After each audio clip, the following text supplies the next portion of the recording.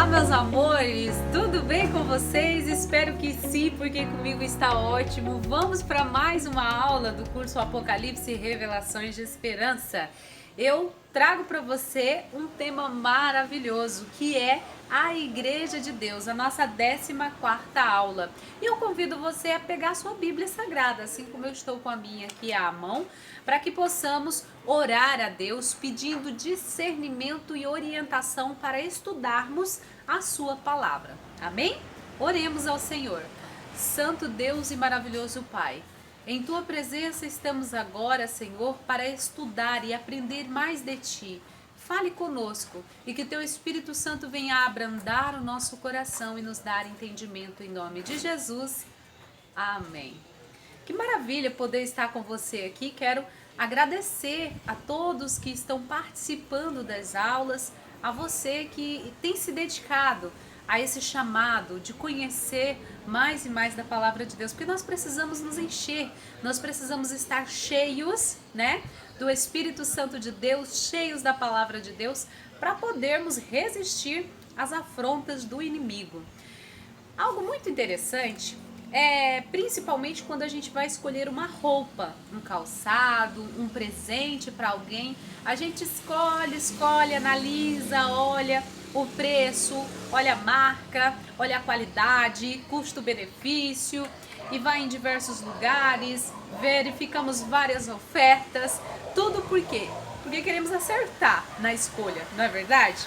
E quando a gente fala em escolha, a gente fala também em ter as condições necessárias para escolher o que é certo, para escolher aquilo que verdadeiramente vai não só nos agradar, mas também agradar a pessoa a quem vamos presentear, ou se for em outra situação, se vai agradar a Deus. E quando a gente fala de escolher a igreja, nós temos uma mensagem apocalíptica muito importante. E eu convido você a abrir a sua Bíblia no livro de Apocalipse, lá no comecinho, no capítulo 12, versículo 1, onde você vai entender. Agora nós vamos trabalhar um pouco simbolicamente falando, então tem algumas simbologias, eu peço que você preste bastante atenção. Pause o vídeo às vezes que forem necessárias, para que você busque a referência, faça a leitura bíblica e assim consiga captar a mensagem, ok? Então João teve uma visão.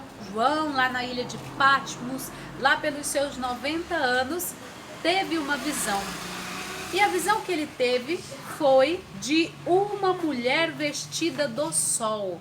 Essa mulher vestida do sol tem uma representatividade muito importante. Primeiro vamos saber o que é a mulher e o que é estar vestida do sol. O sol nós sabemos que é uma potência, que é uma luz que irradia, que aquece. Então vamos agora interpretar esta simbologia. Na profecia, a mulher pura, descrita em Isaías no capítulo 54, versículos 1 e o versículo 5, ela é pura, ela é virgem, ela é formosa. E lá em Jeremias, capítulo 6, versículo 2, nós também temos um detalhar desta mulher, que é escrita na Bíblia como uma simbologia. 2 Coríntios, no capítulo 11, versículo 2, também traz uma mulher submissa a Cristo. Isso significa que é uma mulher que vive segundo os preceitos de Jesus Cristo, seguindo os ensinamentos e os mandamentos do Senhor Jesus. E lá em Efésios, capítulo 5, do versículo 22 ao 24, é denotada a pureza que essa mulher tem. E é muito importante porque, principalmente nós mulheres, nós queremos nos assemelhar a esta mulher descrita na Bíblia, a esta mulher que é pura, que é singela, que é delicada, que é formosa, essa mulher que é submissa a Cristo. Então, nós pegamos todas estas características desta mulher que representa o quê? A verdadeira igreja, que é a Igreja de Deus. Agora vejamos que simbologia traz o sol. O sol, ele representa a glória de Deus. Lá no livro de Salmos 84, versículo 11, e também em Malaquias capítulo 4, versículo 2, nós temos o resplendor deste sol, o resplendor da glória de Deus. Agora, o que significa a lua? A lua, que reflete a luz do sol, representa os sistemas de sacrifícios do Antigo Testamento, o qual refletia a obra de Jesus Cristo. Vamos abrir a nossa Bíblia no livro de Hebreus, no capítulo 9, e o versículo do 9 ao 12, também os versículos 23 e o versículo 24, para nós compreendermos essa representatividade do sacrifício, do santuário, onde simbolicamente era representado o sacrifício de Cristo, que depois veio, morreu na cruz para a remissão dos nossos pecados. As 12 estrelas da coroa, descrita em Apocalipse capítulo 12, simbolizam as 12 tribos de Israel e também os 12 apóstolos. Abra sua Bíblia em Lucas, no capítulo 6, versículo 13, onde você vai compreender isso. E o conjunto destes astros também representam a orientação profética, que marca o que? Os sinais dos tempos. Gênesis capítulo 1, versículo 14, nos traz uma profecia messiânica. Em Mateus capítulo 16, versículo 3, você compreende melhor essa descrição, essa riqueza de detalhes descrita nesta profecia. Lucas 12, versículo 56 também nos traz detalhes deste tema maravilhoso. Eu convido você a pausar o vídeo e aí pesquisando estas referências que eu estou citando para você. Também Ezequiel capítulo 12, versículo 27, e no livro de Joel capítulo 2, versículo 31, e no livro de 1 Tessalonicenses, no capítulo 5 e o versículo 1, onde você conclui essa pesquisa sobre esta simbologia maravilhosa. Qual foi o outro grande sinal que João viu lá na ilha de Patmos, que João teve? Abra sua Bíblia no livro de Apocalipse, no capítulo 12 e o versículo 3. Ora, a outra simbologia é dada pela antiga serpente chamada Satanás, diabo. O dragão é o inimigo de Deus. Sua rebelião, como nós já estudamos no comecinho deste curso, Apocalipse e Revelações de Esperança, nós aprendemos que essa rebelião começou onde? Começou no céu, né? Onde Satanás, que tinha toda a glória, Lúcifer, anjo de luz, teve todo o teu poder, toda a sua glória tomada. E ele então foi destituído de sua glória e teve que descer à terra. E ele simplesmente tomou como lugar de atuação a terra em meio à humanidade e conseguiu convencer, conseguiu ludibriar Eva para então entrar com o pecado entre toda a humanidade. E nós aprendemos que este conflito, por ter começado há tanto tempo atrás, persiste até hoje. E Satanás, com grande fúria, ele tenta destruir aquela que é chamada verdadeira igreja. Nós vamos saber mais detalhes sobre esta verdadeira igreja, da qual nós estamos falando aqui simbolicamente no livro de Apocalipse, capítulo 12. Agora vamos ao capítulo 12 de Apocalipse, versículo 4 e versículo 5, onde nós entendemos o seguinte. Diz assim a palavra de Deus: e o dragão se deteve em frente da mulher que estava para dar à luz, a fim de lhe devorar o filho quando nascesse. Satanás teve o intuito de exterminar a obra, o projeto de salvação, de redenção da humanidade desde o princípio. Então esse versículo está falando que por intermédio de um rei, por intermédio de uma autoridade, Satanás fez com que todo o povo que tivesse os filhinhos, você já leu isso na Bíblia, né?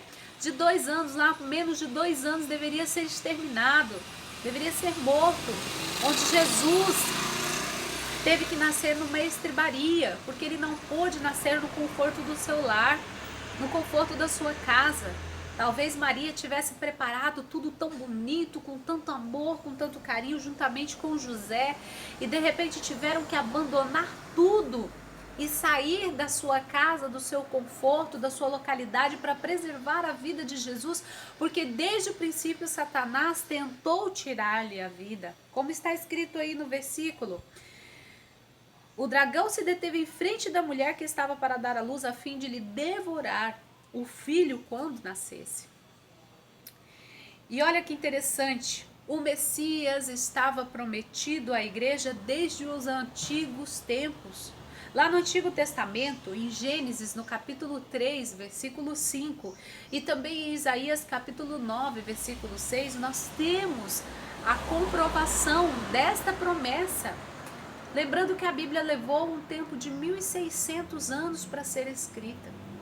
Depois de tantos anos escrita, então, depois, né, o Antigo Testamento, depois do Antigo Testamento estar escrito, onde vem então Jesus encarnado e faz-se cumprir a profecia que estava lá no Antigo Testamento.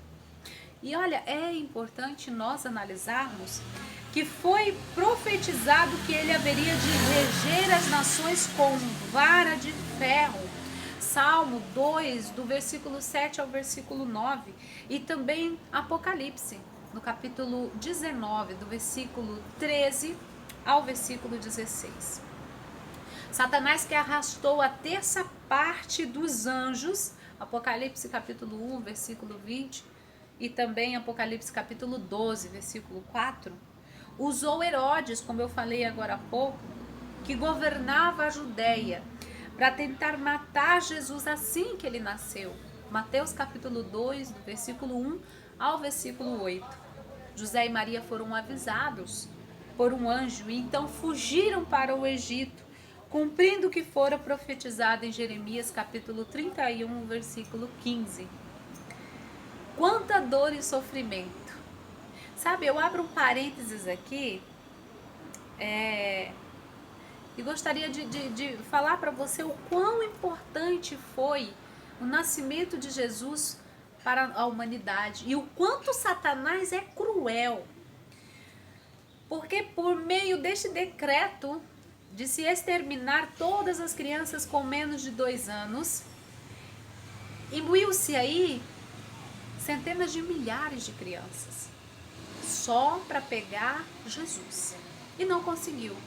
Mas imaginem vocês quantas crianças morreram naquela época, quantas mães choravam, quantas mães amargaram o sofrimento.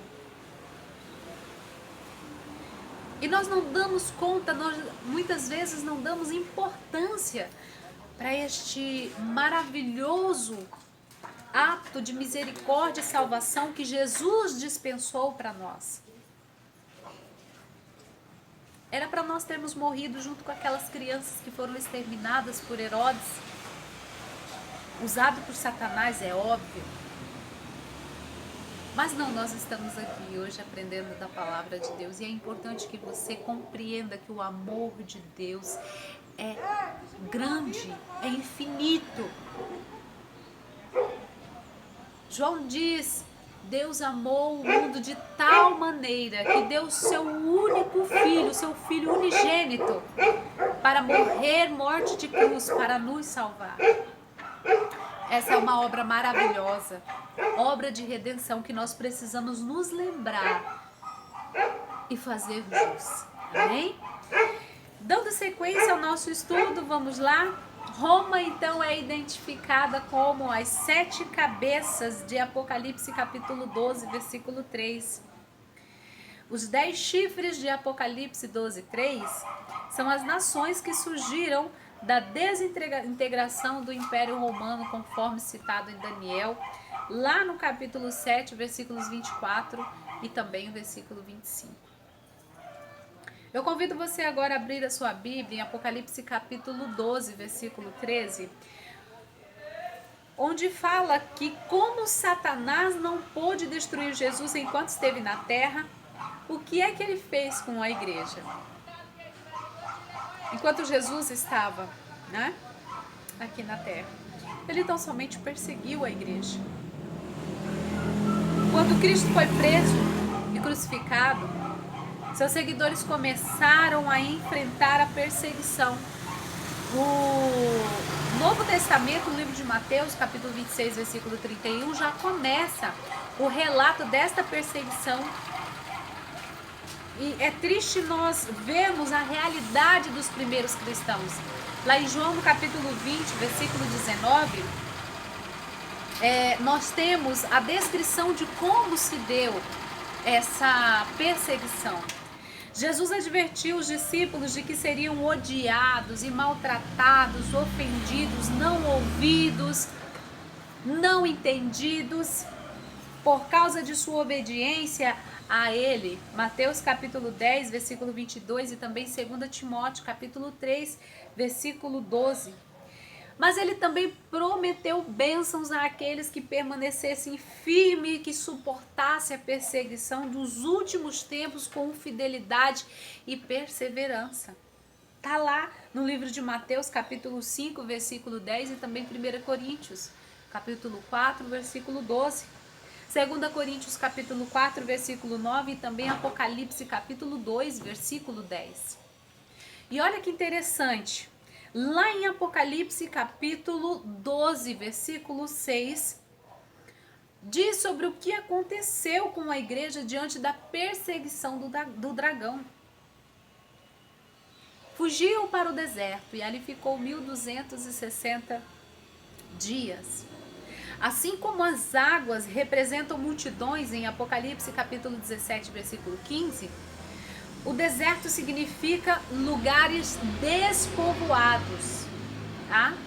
Na aula anterior nós falamos sobre a atuação na França de se impedir a propagação e disseminação das duas testemunhas, que é o Antigo e o Novo Testamento, da Palavra de Deus.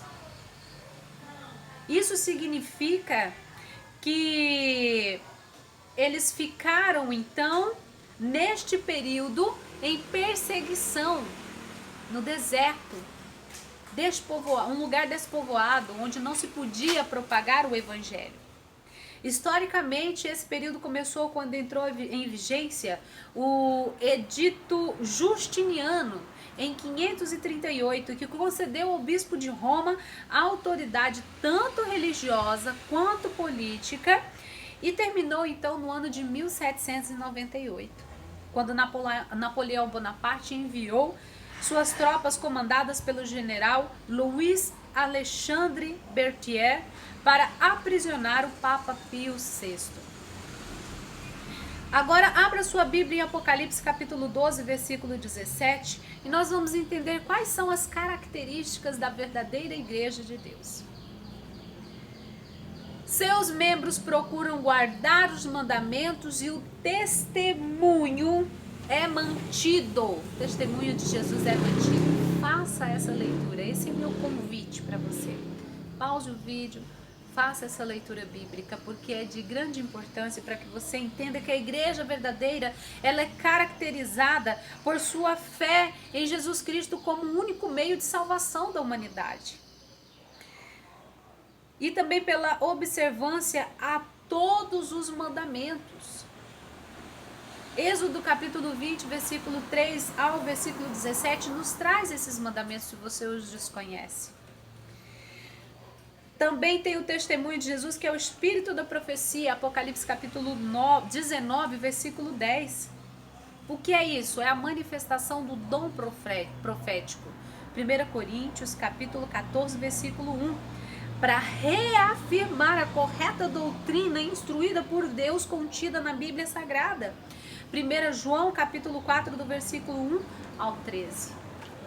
E olha, além disso, o movimento guiado por Deus no tempo do fim para conduzir as pessoas às verdades bíblicas negligenciadas reconhece que a partir de 1844, Cristo deu início à purificação do santuário celestial.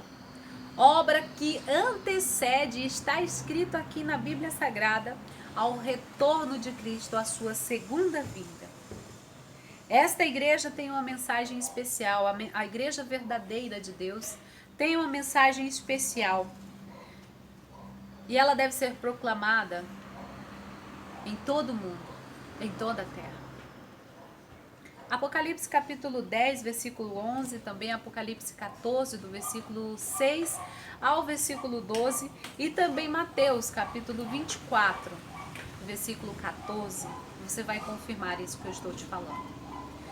Agora no livro de Apocalipse, no capítulo 11, nós temos o motivo da vitória do remanescente que guarda os mandamentos de Deus e o testemunho de Jesus. Olha, assim como no Êxodo, quando os israelitas escaparam do Egito, depois de passarem sangue do cordeiro nas portas, o povo de Deus no tempo do fim vencerá graças ao quê? Ao sangue do cordeiro de Deus, ao sangue de Jesus, que purifica o mundo de todo pecado.